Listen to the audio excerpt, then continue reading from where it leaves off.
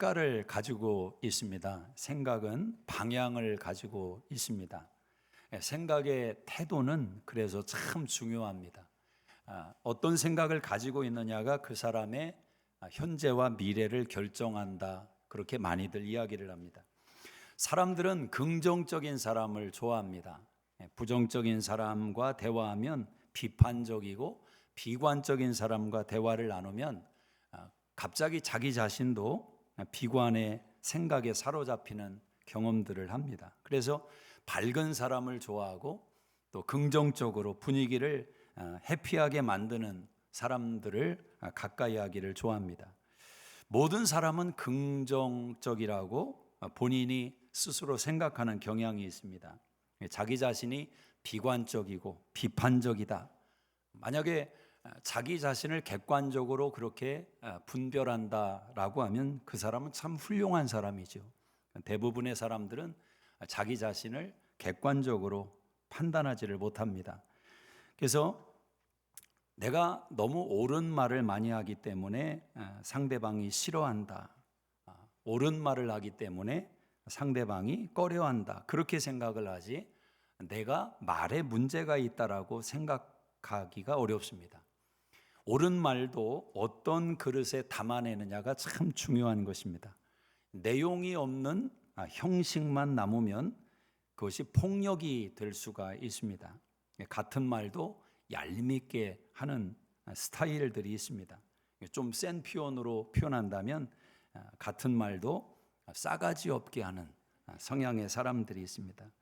국회의원 가운데 한 분이 그렇게 신문에 그런 기사가 많이 난 적이 있는데, 말이 맞는 것 같은데 들으면 기분이 나쁜, 왜 그런가? 말에 내용을 담아내는 그릇이 그렇다. 아마 충분히 일리가 있는 이야기라고 생각합니다. 누가복음 6장 31절에 남에게 대접을 받고자 하는 대로 너희도 남을 대접하라. 황금률의 가르침이 있습니다. 상대방이 나한테 손가락질하는 것을 꺼려한다면 내가 먼저 손가락질을 하지 말고 내가 좋은 말을 하면 상대방도 좋은 말을 할 것이다. 이런 자세가 우리에게 필요하다라는 겁니다. 사회 심리학의 원인 귀속이라는 말이 있습니다. 모든 일에는 원인과 결과가 있다라는 것입니다. 그런데 원인과 관계없이 자기 멋대로 원인을 귀속시키는 경우가 있다는 것입니다. 원인이 여기에 있는데 저기에 있는 것처럼 이야기를 하고, 원인이 나에게 있는데 다른 사람에게 있는 것처럼 이야기를 합니다. 사실과 상관이 없는 내용을 말하는 것입니다.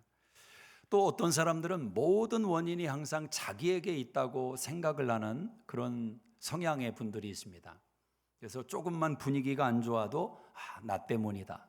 내가 잘못한 게 있나 보다. 모든 원인을 자기에게 귀속시키는 성향인데, 이런 사람은 소심하고 후회가 많고 또 자기 자신에 대해서 절망하는 생각이 많습니다. 나는 할 수 있는 게 아무것도 없다. 굉장히 무기력한 사람으로 변해가죠.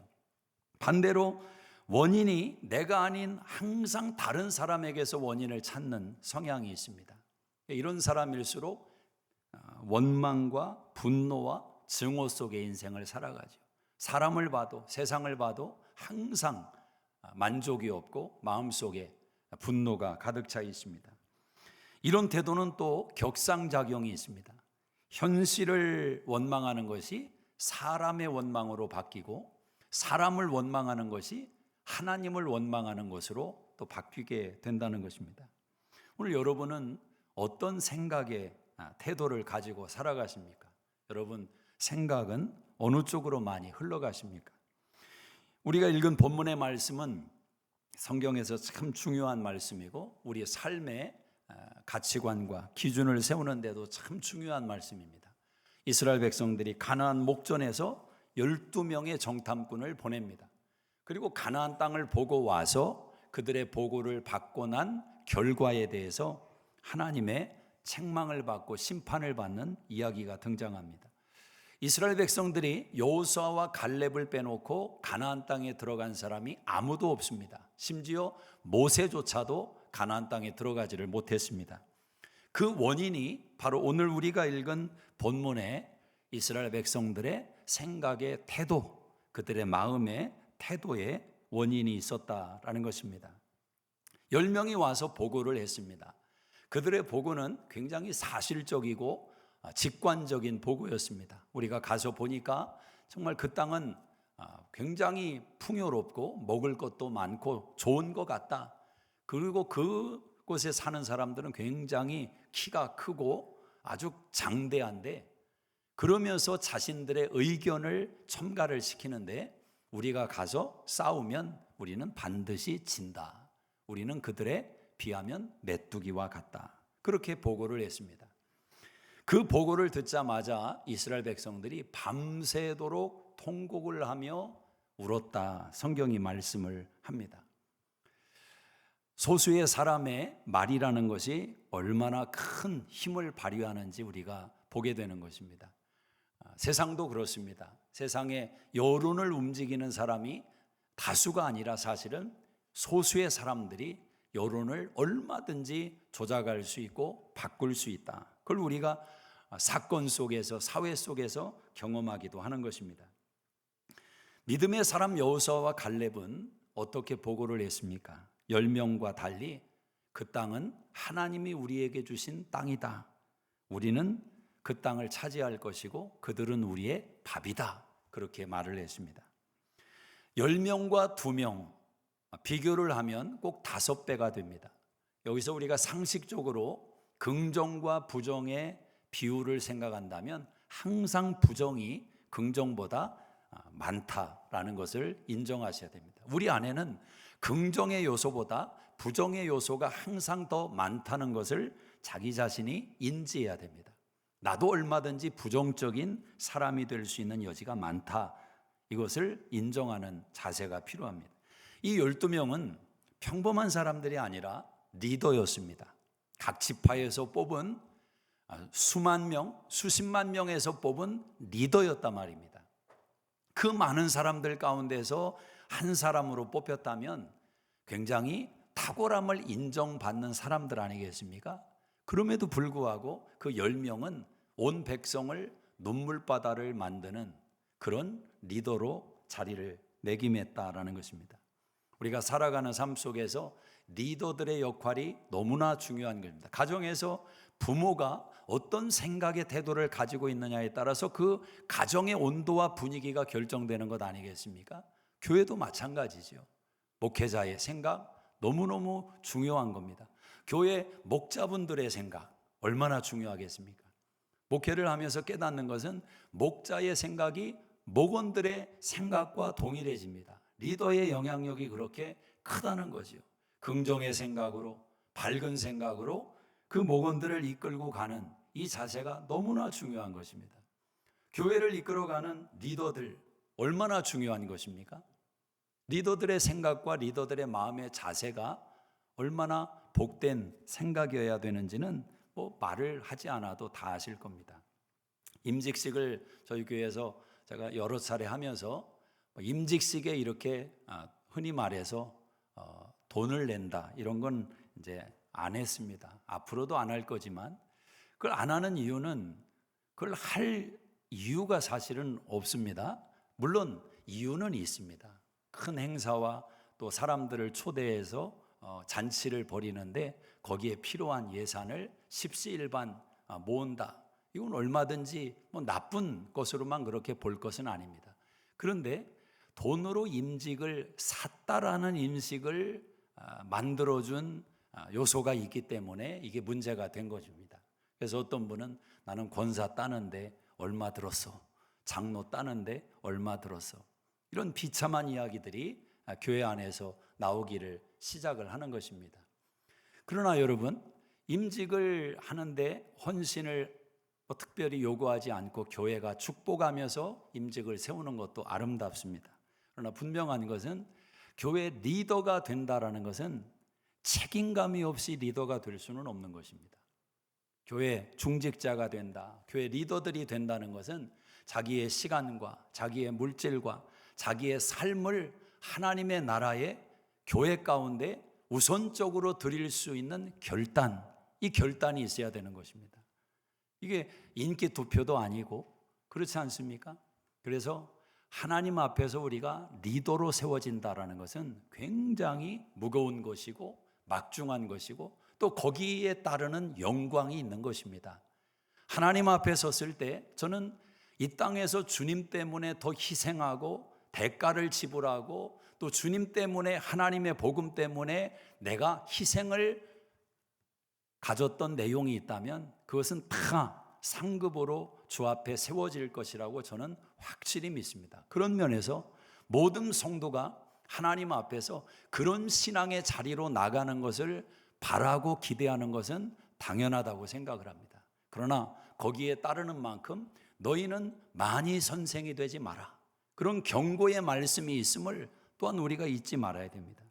사람은 부정에 대한 묵상을 통해서 긍정으로 나갈 수가 없습니다. 내가 이걸 안 해야지 수없이 되뇌이고 반복해도 부정을 긍정으로 만들 수 있는 힘이 없단 말입니다. 지난주에 말씀드린 대로 행복한 가정을 만드는 10가지의 방법, 그걸 몰라서 행복한 가정을 만들지 못하는 사람은 없습니다. 그런 내용을 소스를 얻을 수가 없어서 나는 행복한 가정을 못 만들었다, 그런 사람은 없습니다. 내용을 알아도, 그 이론을 알아도 그걸 살아내는 능력은 또 다른 차원의 이야기다라는 거죠. 오늘 우리에게는 그 능력이 필요한 것입니다. 오늘 부정이라고 하는 것은 긍정으로 이겨내는 것입니다. 말을 해도 너는 왜 이것도 못하냐, 너는 왜 항상 그러냐, 이런 부정을 이야기하면서 그 사람을 바꿀 수 있다는 생각은 어리석은 생각입니다.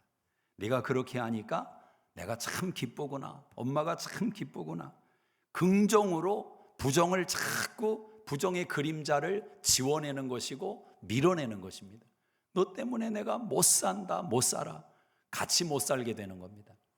내가 살고 너 때문에 내가 기쁘고 너 때문에 소망이 있고 자꾸 긍정으로, 부정이 있어도 긍정으로 자꾸 말해주는 거죠. 우리가 하나님께서 우리를 바라보실 때 하나님의 시선이 그렇단 말입니다. 내가 보기에 너희는 보배롭고 존귀하다. 무슨 우리가 하나님 보실 때 보배롭고 존귀하겠습니까? 우리의 삶이 과연 그런 시선을 잡아낼 수 있는 힘이 있습니까?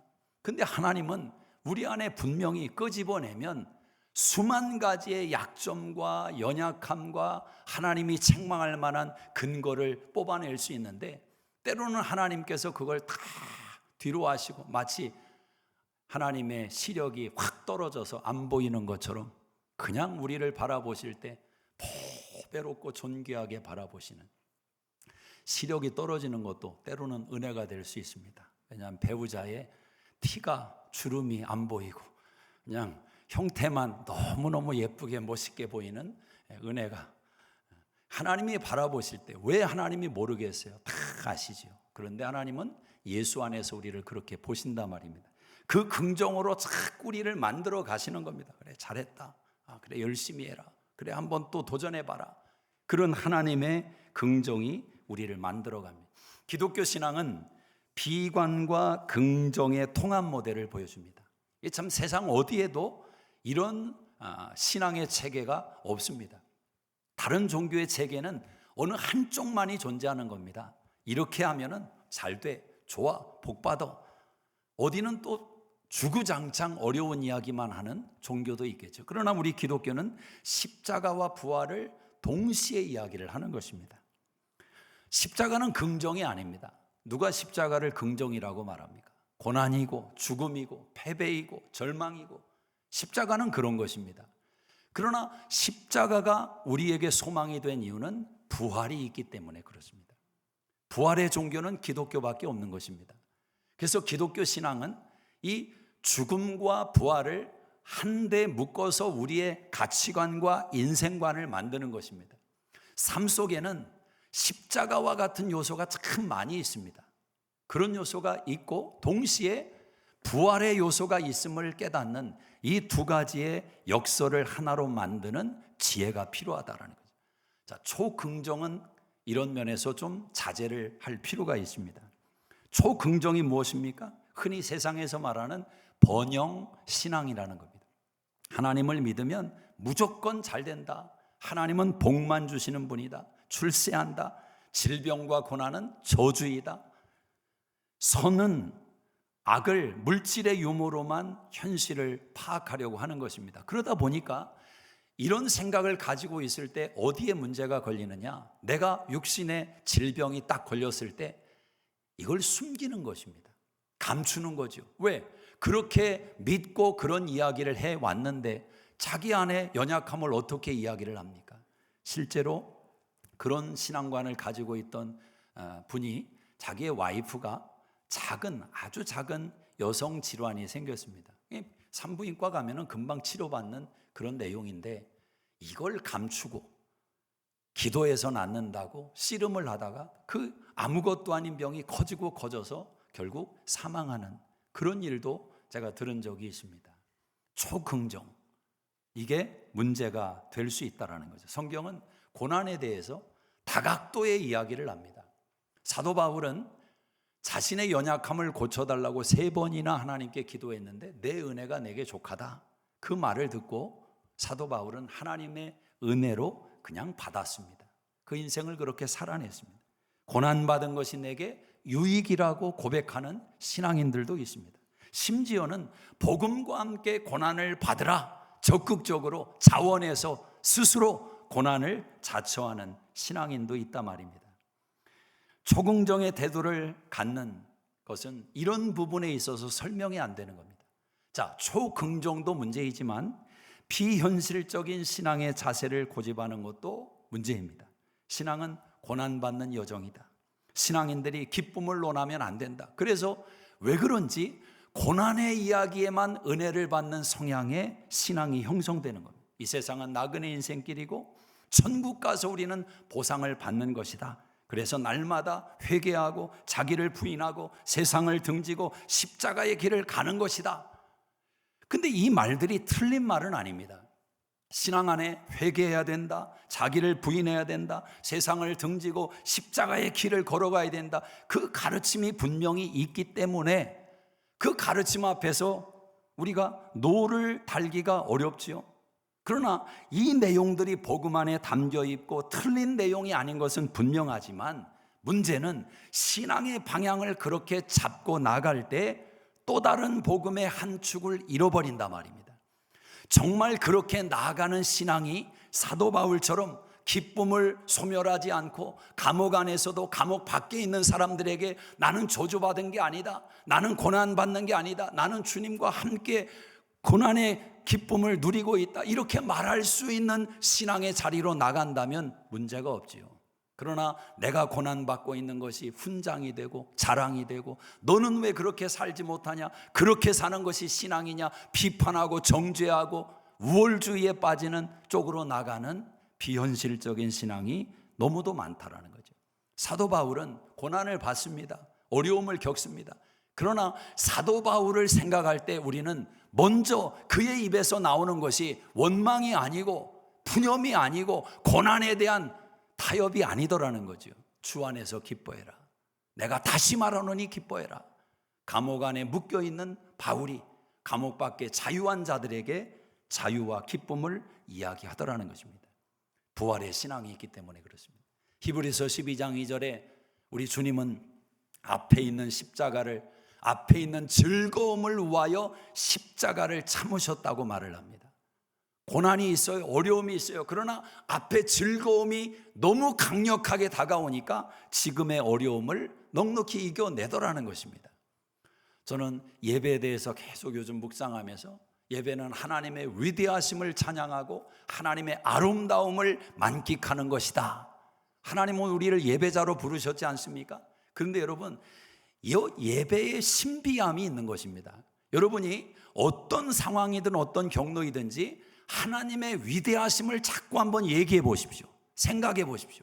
자꾸 찬양하고 고백하고 생각해 보십시오. 나중에 정말 하나님이 위대하시다는 믿음이 입술로 고백되는 순간 어떤 은혜가 임하냐면 여러분의 현실의 문제가 다 작아지기를 시작합니다. 작아지기를 시작해요. 굉장히 알 수 없는 담대함이 여러분 심령 안에 밀려오는 것을 경험하게 될 것입니다. 이것이 하나님이 우리를 이끄시는 방식이다라는 겁니다. 긍정의 태도로 우리 안에서 십자가와 부활을 담아내는 것입니다. 1차적으로 저는 성도는 평안한 삶과 복된 삶을 하나님께 구해야 된다고 믿습니다. 할 수만 있다면 자신의 삶을 그런 내용으로 채우는 은혜와 기도를 드려야 된다고 생각합니다. 하나님을 이해할 때 하나님은 예레미야 29장 11절에 저주를 주시는 분이 아니라 미래와 희망을 주시는 분이라고 말씀합니다. 구하라, 찾으라, 두드리라 말씀하신 하나님은 좋은 것을 주시겠다고 약속하신 아버지가 되십니다. 30배, 60배, 100배의 결실을 주겠다 약속하신 분이 하나님이십니다. 그런데 확실히 우리가 그분을 믿어야 됩니다. 그와 동시에 주님 때문에 받는 고통이 있을 수 있다라는 것을 열어놓으셔야 됩니다. 뒤틀린 세상의 환경과 신앙 인생 때문에 우리는 곤고함 속에 빠질 때가 있습니다. 내가 의도하든 의도하지 않든 질병의 상처가 덮쳐올 수가 있고 고난의 먹구름이 덮칠 때가 있고 애매히 고난받는 일이 발생할 수 있다라는 거죠. 여러분이 선하고 옳게 살려고 노력을 해도 악한 자의 그늘 아래 들어가는 상황이 벌어질 수 있다라는 것입니다. 그럼에도 불구하고 우리가 분명히 잊지 말아야 될 것은 그 안에서도 하나님은 여전히 소망을 노래하게 하신다는 겁니다. 요즘 예레미야를 가지고 큐티 말씀을 묵상하셨을 겁니다. 예레미야는 계속해서 눈물로 이스라엘 백성들의 죄를 지적하며 파멸과 멸망을 선언했던 선지자 아닙니까? 그런데 그 예레미야서를 여러분이 후반부로 가다 보면 어떤 일이 벌어지는지 아십니까? 하나님은 예레미야에게 나중에는 소망이 하나도 없는 이야기를 하십니다. 무슨 말이냐? 너희는 잡혀가야 된다. 반드시 잡혀가야 된다. 잡혀가는 게 내 뜻이다. 이렇게까지 말을 합니다. 그런데 그들이 잡혀가지만 그것으로 끝나는 것이 아니라 하나님은 70년 후에 그들을 다시 데려오시는 약속을 주신단 말입니다. 예레미야가 감옥에 있을 때 그의 사촌이 와서 자기 땅을 사달라고 제안을 합니다. 근데 예레미야가 감옥 안에서 그 땅을 삽니다. 그리고 그 땅 문서를 사람들이 볼 수 있게 땅에 묻어두는 것입니다. 예루살렘이 망하고 유다가 망한다고 선언해 놓았습니다. 소망이 없는 것처럼 그렇게 외쳤습니다. 근데 땅을 왜 사는 것입니까? 그 땅 문서는 하나님이 예레미야에게 주시는 소망의 메시지인 겁니다.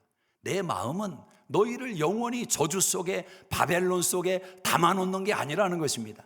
너희의 마음을 돌려서 다시 나는 너희를 부를 것이고 구원할 것이라고 말씀하죠. 이게 하나님의 마음이라는 것입니다. 그렇다면 우리는 그 하나님을 믿고 섬기는 자녀들 아닙니까? 그래서 예수 믿는 사람들은 소망을 내려놓을 수가 없는 거예요. 어떤 상황 속에서도 소망을 노래하는 신앙을 포기할 수 없단 말입니다. 우리가 흔히 신앙을 이야기할 때 세 가지의 장소를 이야기합니다. 애굽과 광야와 가나안. 이 세 가지의 요소는 우리 인생을 담아내는 장소이기도 합니다. 과거와 현재와 미래가 하나가 되어서 인생을 만드는 것 아닙니까? 누구나 다 과거가 있고 현재가 있고 미래가 있습니다. 근데 이 세 가지의 요소가 어떻게 하나의 아름다운 인생을 만드느냐, 이게 중요한 것입니다. 사람은 과거 속에 매여 살아가는 사람이 있고 미래 속에 붙들려 살아가는 사람이 있고 현실에 매몰돼 살아가는 사람이 있습니다. 다 잘못된 것입니다. 하나님이 원하는 삶은 이 세 가지의 요소를 한 곳에 담아내서 인생을 살아가는 것입니다. 제가 수차 반복하지만 이것을 여러분의 신앙 개념 속에 넣고 정말 그런 인생을 살아내는 실력 있는 신앙으로 우리 모두가 함께 나아가기를 주의 이름으로 축복합니다. 긍정적인 태도의 사람이 된다라는 것은 과거에 대해서 우리가 해결할 부분이 있습니다. 여러분, 신앙은 하나님을 알고 인간을 아는 것입니다. 어느 한쪽만 안다는 것은 불가능합니다. 나는 하나님을 많이 아는데 나를 모르겠어요? 거짓말입니다. 나는 나에 대해서 잘 아는데 하나님을 모르겠어요? 그것도 거짓말입니다. 하나님을 알면 나를 알게 되고 나를 안다는 것은 하나님을 제대로 알고 있다는 것입니다. 자, 하나님을 아는 것을 신학이라고 말합니다. 인간을 아는 것을 인문학이라고 말을 합니다. 인간에 대한 이해를 돕는 데 있어서 세상에서는 두 가지의 견해를 이야기합니다. 결정론이 있고 목적론이 있다. 결정론이라는 것과 목적론을 이해하기 위해서 이렇게 한번 접근해 보면 좋습니다. 정서가 생각을 만들어내는가? 생각이 정서를 만들어내는가? 여러분은 어떤 생각을 갖는지 모르겠습니다. 내가 가지고 있는 정서, 내가 경험한 내용, 내 감정, 이런 것들이 내 생각을 만들어내고 이끌어가는가? 아니면 내 생각이 내 정서를 이끌어가는가? 역사 가운데 보면 정서가 생각을 이끌어간다고 주장했던 대표적인 사람이 프로이드입니다. 프로이드는 정서가, 내가 어렸을 때 받았던 상처와 아픔이 결정이 돼서 오늘 나의 현실을 지배하고 있다. 그래서 지금 내가 고민하고 있는 이 내용과 이 문제와 아픔은 사실 오래전에 3살 때 엄마 뱃속에 있을 때 그때 내가 받은 상처 때문에 지금 이런 삶을 내가 살아내는 것이다. 이 결정론입니다. 근데 이런 이야기를 들으면 기독교 신앙 안에서 일면 이해되는 부분이 있습니다. 왜냐하면 우리는 아담의 원죄가 우리에게 영향을 미친다고 고백하고 있기 때문에 그렇습니다. 이미 우리의 인생이 결정되어 있는 것을 우리는 인정하고 있기 때문에 그렇습니다. 모든 사람은 죄인으로 태어난다. 결정 아닙니까? 어떤 면에서 결정론적인 요소가 있어요. 그러나 이걸 다 수용하는 것이 참 부담이 됩니다. 왜냐하면 3살 때 받은 상처 때문에 50이 됐는데 지금 내가 그 문제로 현실 속에서 나아가지 못한다고 말하면 어떡하느냐는 겁니다. 도대체 이런 사람을 어떻게, 그런 사람에게 속에서 나오는 이런 반응이 있을 수 있죠. 그래서 어쩌라고.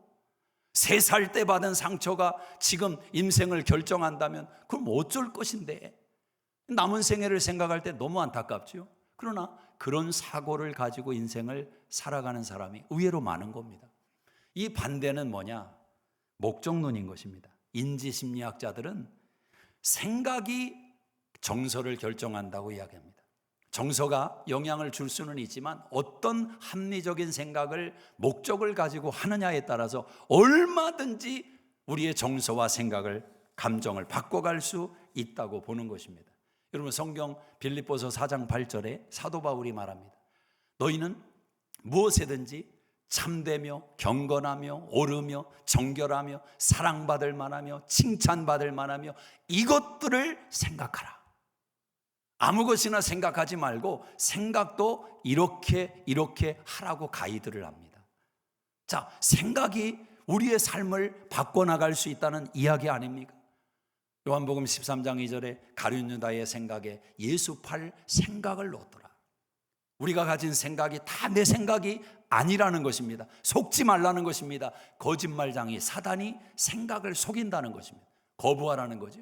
그리고 하나님 말씀을 가지고 생각을 지켜내라는 것입니다. 하나님이 보실 때 아름다운 생각, 복된 생각을 만들어 가라는 것입니다. 우리는 이런 결정론과 목적론에 대한 이야기를 들을 때 성경을 통해서 인간을 이해하는 면으로 접근을 하다 보면 이 2가지 요소가 다 일리가 있는 것을 깨닫게 됩니다.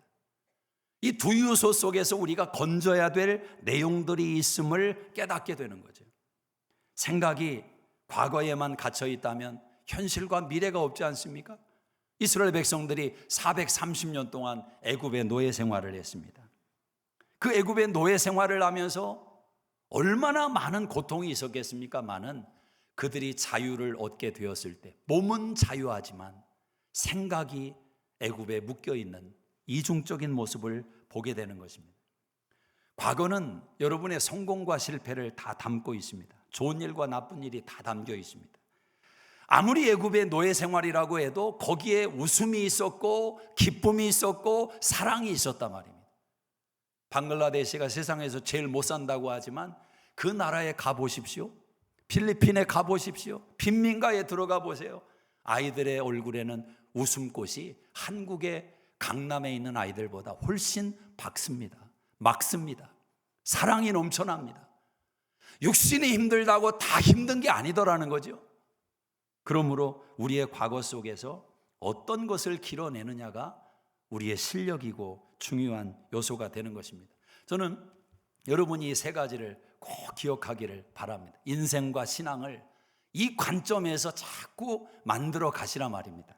자, 과거를 바라보면서 어떻게 생각의 긍정적인 태도를 만들 것이냐. 과거는 은혜에 대한 감사가 있어야 됩니다. 은혜에 대한 감사. 그래서 여호수아와 갈렙은 어떤 고백을 하냐면, 여러분 한번 성경을 읽어보십시다. 8절을 보시면 8절 시작. 여호와께서 우리를 기뻐하시면 우리를 그 땅으로 인도하여 들이시고 그 땅을 우리에게 주시리라. 이는 과연 젖과 꿀이 흐르는 땅이니라. 여호와가 우리를 기뻐하시면, 이것이 여호수아와 갈렙의 생각의 태도였습니다. 관심이고 목적이었습니다. 하나님이 기뻐하시면 하나님이 어떻게 생각할까? 하나님의 마음이 어디에 있을까? 하나님의 관심이 어디에 있을까?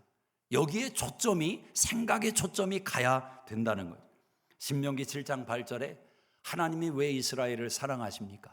이 질문 앞에 성경은 이렇게 말씀합니다. 다만 너희를 사랑하심을 인하여. 이스라엘 백성이 하나님께 사랑을 받아낼 조건과 원인 제공을 하지 않았다는 것입니다. 근거가 없다는 것입니다. 그런데 하나님께서 다만 그들을 사랑하시기로 결정하셨다라는 거죠. 그들을 홍해로 건져내셨습니다. 홍해를 건너게 하셨습니다. 이 출발이 하나님의 은혜였다라는 거죠.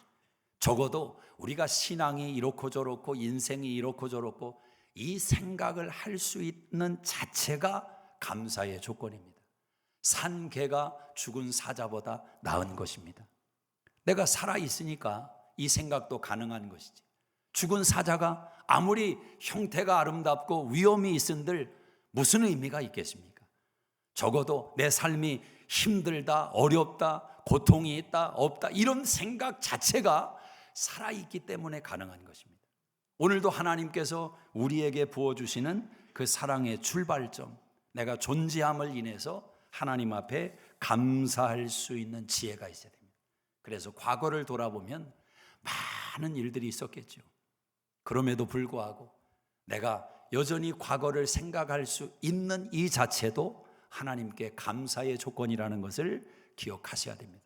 감사만 길어 올리는 거예요. 하나님의 은혜로 미국에 왔고, 하나님의 은혜로 이런 잡을 얻었고, 하나님의 은혜로 자식을 얻었고, 다 하나님의 은혜가 아니면 설명이 안 되는 인생들이 되시기를 주의 이름으로 축복합니다. 은혜를 빼고 설명되는 인생이 세상에서는 영웅이라고 인정을 받고 사람들에게 칭송을 받을지 모르지만, 하나님 없이 설명되는 인생은 가장 불행한 인생입니다. 자기의 의와 노력과 내가 이렇게 희생했고 이렇게 노력했고 이래서 이렇게 성공했습니다, 세상에서 박수 몇 번 받고 끝나는 인생이 된다 말입니다. 하나님 앞에 섰을 때 어떡할 거예요? 하나님의 은혜가 아니면 설명 안 되는 인생, 그 인생이 복된 인생입니다. 두 번째로 하나님의 백성들이 직면하는 광야의 현실을 보자는 겁니다. 광야의 현실. 하나님은 광야에서 딱 이 한 가지 훈련을 하시는 겁니다. 나 하나만으로 만족할 수 있느냐? 나 하나만으로 너희가 기뻐할 수 있느냐? 이 훈련을 하시는 겁니다. 그래서 하나님은 이스라엘 백성들에게 만나를 내려주시는 겁니다. 만나를. 오늘도 만나, 내일도 만나, 1년, 2년 계속 만나를 내려주십니다. 자, 똑같은 만나를 먹다 보니까 이스라엘 백성이 어떻게 반응합니까? 지겹다는 것입니다. 내가 언제까지 만나만 먹어야 되느냐 항변하는 것입니다. 제가 하나님 입장에 선다면 그럼 네가 알아서 해 먹어. 그럼 죽는 겁니다. 지금 삶과 죽음의 내용 속에서 하나님이 만나를 주셨다는 것을 놓아버리면 인간은 실증을 내고 원망한다니까요. 여러분, 만나라는 것은 우리의 인생에 만족할 수 있는 하나님의 근거를 제시하는 겁니다. 여러분, 오늘의 삶에 만족하십니까? 지금의 삶에. 지금의 삶, 뭐가 더 있어야 된다, 없어야 된다, 이 비교는 다 사단이 가져다 주는 것입니다. 이렇게 한번 가끔 제가 이상한 생각을 혼자 해볼 때가 있어요. 세상에 나 혼자만 있다면, 여러분도 한번 생각을 해보세요. 세상에 여러분 혼자만 있어요. 그러면 어떤 조건과 어떤 상황 속에 사느냐 다 떠나서 여러분은 가장 행복할 수 있습니다. 생각의 문제라는 거예요. 저 사람은 테슬라 타는데 나는 타슬라를 타니까 이게 속이 타는 거죠. 그렇지 않습니까? 왜 비교하십니까? 만나를 생각하라는 겁니다. 만나. 실증이 나는 것, 지겨워지는 것. 그 내용과 대상이 문제가 아니라 내 생각. 미국에 와서 사는 것을 실증내면 한국 가세요. 근데 알아야 될 것은 한국 가도 실증이 납니다. 그 사람 어디를 갖다 놔도 실증이 나요. 왜? 만나 앞에서 만족할 줄 모르기 때문에 그렇습니다. 오늘도 하나님은 하루라는 만나를 우리에게 주시는 겁니다. 여러분, 저 태양이 꼭 떠야 되는 것입니까? 하나님이 우리에게 비춰주시는 것입니다. 어제 저녁에 태양이 삐져가지고 안 뜨면 우리는 다 죽었어요. 지금 다 죽었습니다. 하나님은 하루라는 만나를 또 내려주십니다. 오늘 너의 삶의 자리에서 너 기뻐할 수 있느냐, 만족할 수 있느냐, 이 훈련을 하시는 겁니다. 그 만족을 통해서 하나님께 영광을 돌립니다. 사랑하는 여러분, 자신을 가나안 땅의 사람들과 비교해서 메뚜기라고 말했던 이스라엘 백성들이 있다면 저들은 우리의 밥이다, 이렇게 말하는 여호수아와 갈렙의 고백이 우리 인생의 자세가 되기를 원합니다. 여러분의 앞날을 어떻게 생각하십니까? 미래를 향해서 어떤 기대감이 있으십니까? 예수 믿는 사람들에게 소망을 빼놓는다면 그 사람의 신앙은 죽을 수밖에 없습니다. 감사와 만족으로만 신앙을 만들어갈 수는 없습니다. 어떤 분은 그렇게 고백합니다. 목사님, 저는 너무너무 감사하고 만족합니다. 더 바랄 게 없습니다. 무슨 말인지 알아요. 이해가 됩니다. 하나님이 주신 분복에 대한 감사가 있고 그 은혜에 대한 만족함이 있어서 더 이것만 놓치지 않으면 남은 생에 잘 살 것 같아요. 그러니까 얼마나 만족한 것입니까? 근데 여러분, 놓치지 말아야 되는 것은 우리가 인생을 들여다보면서 내가 지금 가지고 있는 실력으로 남은 5년, 10년, 20년, 30년 그렇게 고생하지 않아도 인생을 가족들과 함께 어느 정도 살아낼 수 있을 것 같다. 이게 하나님이 주신 만족의 종점이 아니라 말입니다. 우리를 이 세상에 보내신 하나님께서 그래, 너 잘 먹고 잘 싸다가 왔냐? 하나님이 그거 점검하시겠습니까? 네가 싼 똥의 분량이 얼마더라? 하나님이 그거 말씀하시겠냐 말입니다. 우리에게 주신 만족의 기쁨이 있다면 우리는 하나님을 향해서 어떤 기대감을 가지고 살았냐 말입니다.